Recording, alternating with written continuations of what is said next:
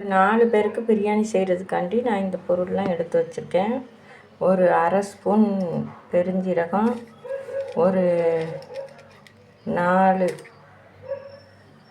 ஏலக்காய், பிரிஞ்சி இலை, லைட்டாக ரோஸ் இதழ், கல்பாசி ஒரு 1, பட்டை, இந்த சுருள் பட்டையில் கொஞ்சம் போல், அதுக்கப்புறம் ஒரே ஒரு ஜாதி பத்திரி, அன்னாச்சி பூ 2,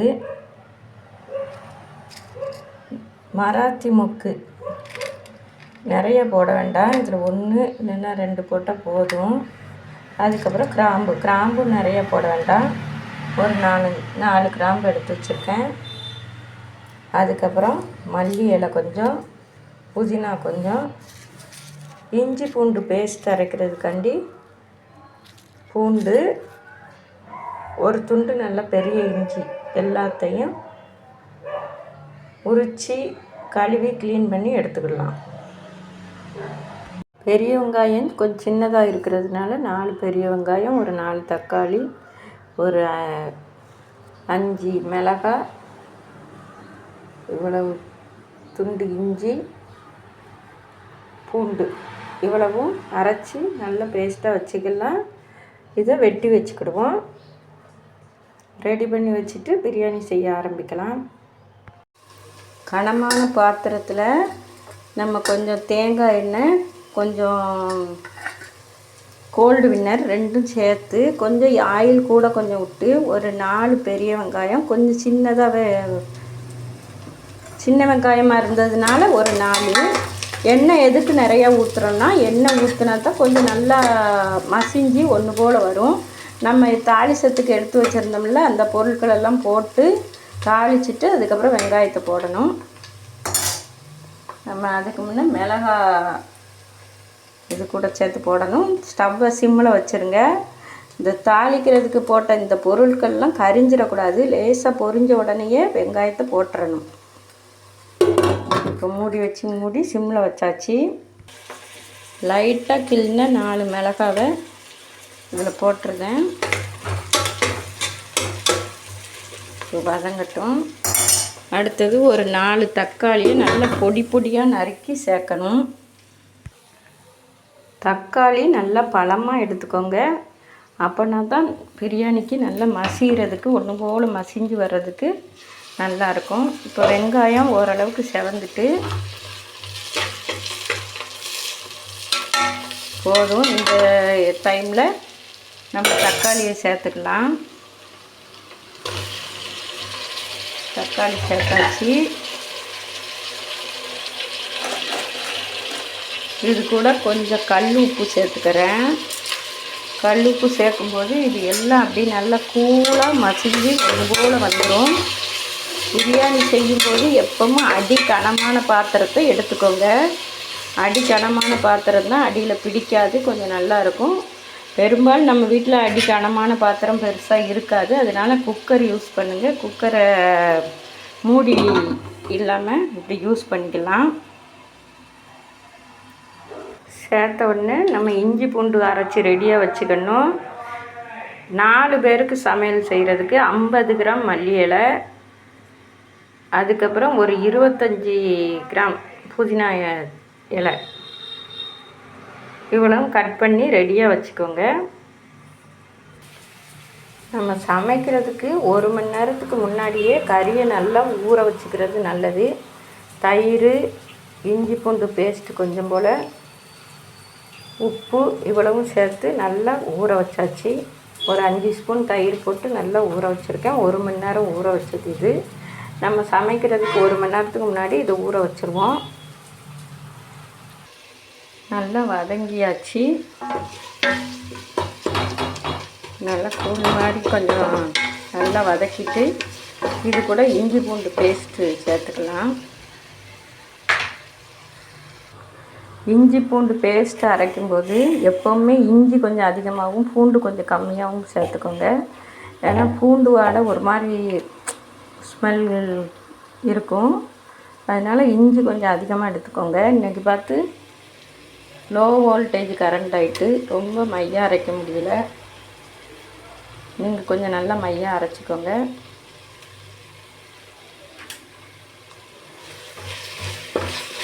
நம்ம கவர்மெண்ட் கரெக்டாக சமைக்கும்போது தான் சரி பண்ணுவாங்க. இது லோ வோல்டேஜ் ஆகும்னு தெரிஞ்சால் முன்னக்கூட்டியே அரைச்சாவது வச்சுருக்கலாம். காலையிலேருந்தே லோ வோல்டேஜாக தான் வருது.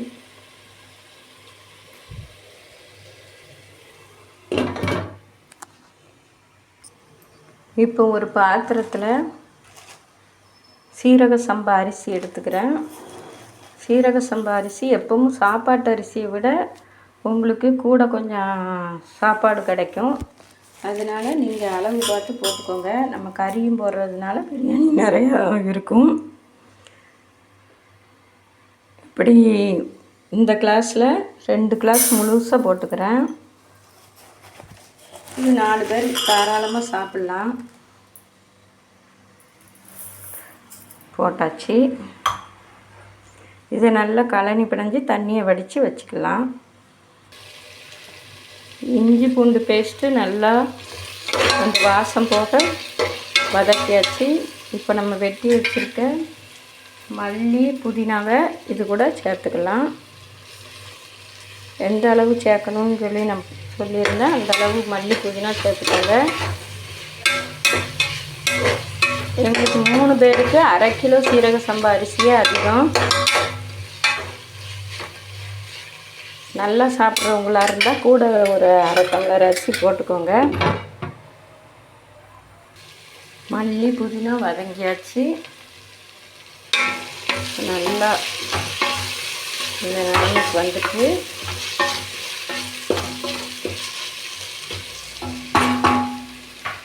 இப்போ நம்ம இதில் ஊற வச்ச கறியை ஆட் பண்ணணும். இது கூட கொஞ்சம் கரம் மசாலா லைட்டாக 1/2 ஸ்பூன் கரம் மசாலா சேர்த்து கிண்டிட்டு நல்லா கொலைய கிண்டிடுங்க. இப்போ நம்ம ஊற வச்சிருக்க கறியை இது கூட ஆட் பண்ணுறோம்.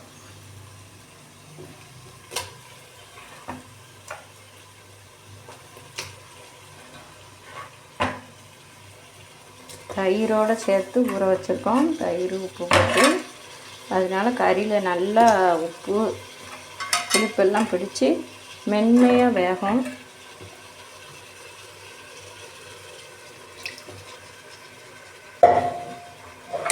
இப்போ நல்லா வதக்கி எடுத்துக்கலாம். நம்ம ஏற்கனவே கொஞ்சம் கல் உப்பு போட்டு வதக்கியிருக்கோம். இதுலேயும் கொஞ்சம் உப்பு போட்டுக்கோம்.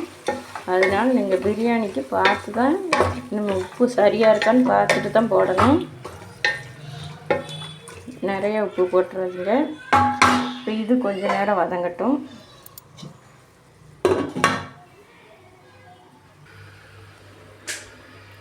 பிரியாணிக்கு நெய் ரொம்ப முக்கியம்.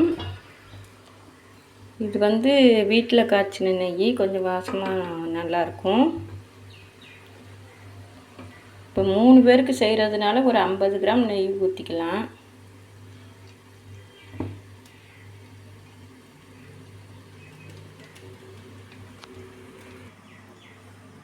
4 பேருக்கு பிரியாணி செய்கிறதுக்கு ஒரு அரை மூடி தேங்காயும் ஒரு 5-6 முந்திரி பருப்பும் சேர்த்து போட்டு அரைச்சி நல்லா பால் எடுத்துக்கலாம். நம்ம இப்போ எவ்வளவு அரிசி எடுத்துக்கோமோ அதுக்கு கரெக்டாக 2 மடங்கு தண்ணி எடுத்துக்கணும். இப்போ அரிசி இவ்வளோ தூரம் இருக்கா, இதில் நம்ம தேங்காய் பால் எடுத்து தேங்காய் பால் கூட சேர்த்து ஒரு அளவு தண்ணி, இதே அளவுக்கு இந்த அரிசி எவ்வளோ மட்டும் இருக்கோ அதே அளவுக்கு தண்ணி ஊற்றிடணும். திரும்ப அந்த தேங்காய் பாலையே இன்னொரு தண்ணி பால் எடுத்து இதே அரிசி மட்டத்துக்கு அப்படியே ஊற்றிடுங்க. இல்லை கொஞ்சம் சீரக சம்பான்னா கொஞ்சம் தண்ணி கம்மி பண்ணி ஊற்றுங்க. ஏன்னா இல்லைன்னா குழஞ்சிரும். தேங்காவை நல்லா இப்படி மையாக அரைச்சி வச்சுக்கிடணும் பால் அரைக்கிறதுக்காண்டி. இப்போ அரிசி ரொம்ப நேரம்லாம் ஊற வைக்கல, நான் ஒரு 5 நிமிஷம்தான். ஏன்னா நீங்கள் ரொம்ப நேரம் ஊற வச்சிங்கன்னா குழையிறதுக்கு வாய்ப்பு இருக்குது. நான் எப்பவும் ரொம்ப ஊற வைக்கிறது கிடையாது. அதனால் இப்போது நம்மளுக்கு கறி ஒரு 3/4 வேக்காடு வெந்தால் போதும். பிரியாணி செய்யும்போது இல்லைன்னா ரொம்ப குழஞ்சி தூள் ஆயிரும். இப்போ நம்ம இந்த அரிசியை தட்டியாச்சு. எந்த அளவுன்னு அளவு பார்த்துட்டு தட்டுங்க. அப்படின்னா தான் தீ சிம்லையே இருக்கட்டும். ஏன்னா அரிசி போட்ட உடனே அடியில் பிடிக்கும். தண்ணியை ஊற்ற முன்னாடி அரிசி போட்டாச்சுன்னு நினைக்காதீங்க. அரிசியை போட்டு நெய்யை ஊற்றி அதுக்கப்புறம் தான் நம்ம தேங்காய் பால் ஊற்ற போகிறோம். அரிசி போட்டாச்சு. அரிசியை நல்லா கிண்டி விட்டாச்சு. இது கூட நம்ம பிரியாணி மசாலா சேர்த்துக்கலாம். பிரியாணி மசாலா ஒரு 4 ஸ்பூன், ஒரு ஆளுக்கு 1 ஸ்பூன் ஃபுல்லாக கணக்கு வச்சுக்கோங்க. 4 பேருக்கு 4 ஸ்பூன் போட்டுக்கோங்க. பிரியாணி மசாலா அளந்து போட்டாச்சு. இப்போ இது கூட போட்டுக்கலாம். காரம் இன்னும் நிறைய வேணும்னு நினைக்கிறவங்க, இன்னும் கொஞ்சம் தூக்கலாக காரம் போடணும் அப்படின்னு நினைக்கிறவங்க இன்னும் கொஞ்சம் மசாலா சேர்த்துக்கோங்க.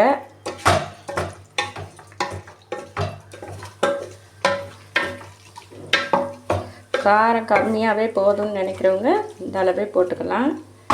பாருங்க, தண்ணி, கறி, மசாலா எல்லாம் சேர்ந்துருக்கு. இப்போ இந்த ஸ்டேஜில் நம்ம நெய்யை ஊற்ற போகிறோம். நான் சொன்னேன் ஒரு 50 நெய் ஊற்றணுன்னு.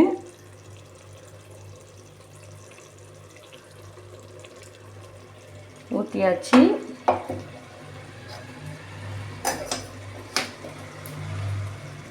இப்போ இந்த மசாலா, நெய் எல்லாம் சேர்ந்து ஒரு கலவையாக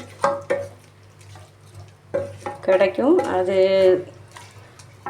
நம்ம கறி ஊற வச்ச கறி வெந்த தண்ணியிலேயே லைட்டாக தண்ணியாக தான் இருக்கும். நீங்கள் சீரக சம்பாவுக்கு தண்ணி கொஞ்சம் கம்மி பண்ணி வச்சுக்கோங்க, இல்லைன்னா குழையிறதுக்கு சான்சஸ் இருக்குது. ஒவ்வொரு அரிசியை பொறுத்தும் கூட இருக்கும் சில நேரம். நான் டிமார்ட்டில் தான் வாங்கினேன் அரிசி, அதனால் குழையாது. பார்ப்போம். தேங்காய் பால் எடுக்கிறதுக்கு நம்ம எப்பவும் தண்ணியை ரெடியாக வச்சுக்கிட்டு இப்போ இந்த அரைச்சி ஊற்றி வச்சுருக்கோம்ல, அந்த தேங்காயில் எவ்வளவு அரிசி எடுத்தோமோ அதே அளவு தண்ணி, கூட சேர்க்கக்கூடாது. எவ்வளவு அரிசி எடுத்தோமோ அதே அளவு தண்ணி எடுத்து இப்போ அரிச்சு உள்ளே ஊற்றிக்கலாம். நான் சிம்பிளாகவே அப்படி நேரடியாகவே அரிசியில் ஊற்றிடுவேன். பாருங்க எவ்வளோ கரெக்டாக எல்லாம் அப்படியே வந்துடுச்சு. அடியில் லைட்டாக பிடிக்க ஆரம்பிச்சிடும். இப்போ நம்ம தண்ணியை ஊற்றிடணும். நெய்யெல்லாம் ஊற்றி சும்மா கலங்கமாக வாசத்தோடு இருக்குது.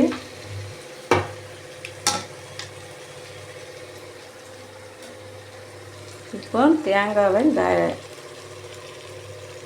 கரெக்டாக எவ்வளோ அரிசி எடுத்தோமோ அவ்வளோ தண்ணி தான், அதுக்கு மேலே ஊற்றிடாதீங்க.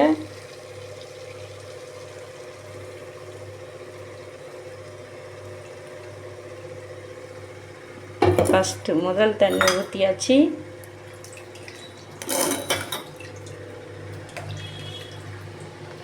இப்போ ரெண்டாவதாக இந்த தேங்காய் அரிச்ச சர்க்கரையில் அதை போட்டுக்கிட்டு இன்னும் கொஞ்சம் இதில் பால் எடுத்துக்கலாம்.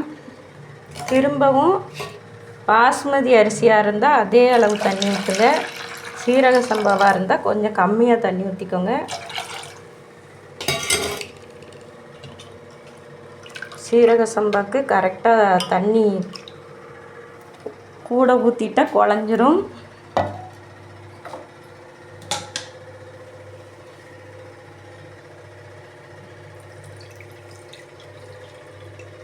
சிம்பிளாக தேங்காவை அரைச்சி இப்படி இது கூடயே ஊற்றிக்கலாம்.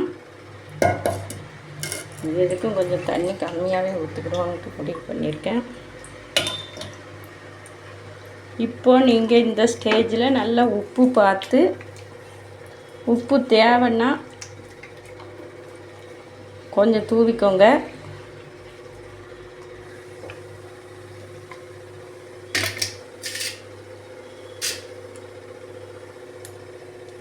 உப்பு லைட்டாக தேவைப்படுது, கொஞ்சம் உப்பு போட்டுக்கலாம்.